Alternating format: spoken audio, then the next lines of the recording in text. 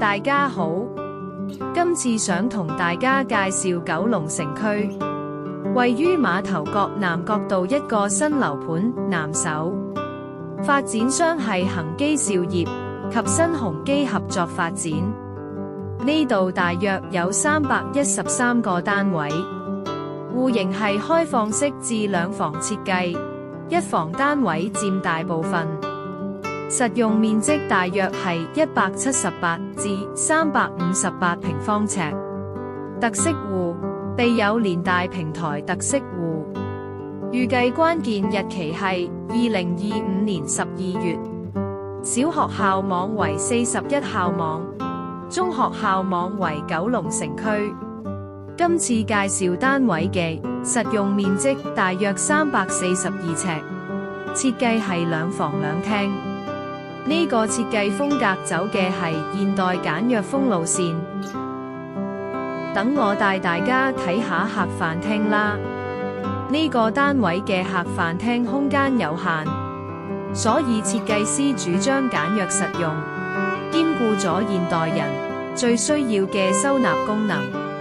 整個空間以白色為基調，帶出清新同寧靜嘅氛圍，仲加咗雲石紋材質嘅電視牆，增添咗時尚嘅質感。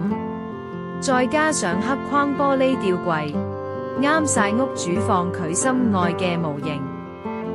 客飯廳係一家人聚餐、傾偈嘅地方，簡單擺放一張梳化同一張餐台，唔使複雜嘅設計，滿足都市人對實用性同空間感嘅要求。主人房引入咗日式和風概念，加入地台床架同屏風設計，真係規劃小空間嘅好幫手。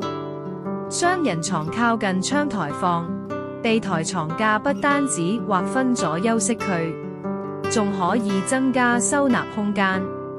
地台床設計成油壓床，啱晒收納大型物品，好似行李箱、棉被等等。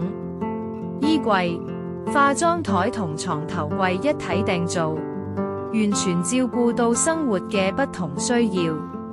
亮點之一就係化妝台連木條子屏風設計，打造出房中房效果，又保留通透感，讓自然光滲入房間，唔會有壓迫感，令空間層次感更加豐富。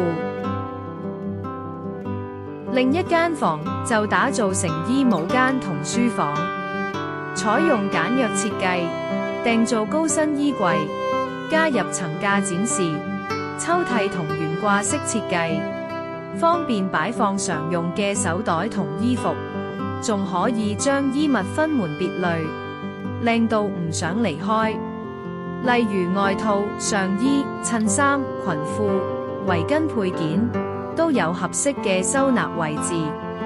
呢個獨立衣帽間提供足夠、有系統嘅收納空間。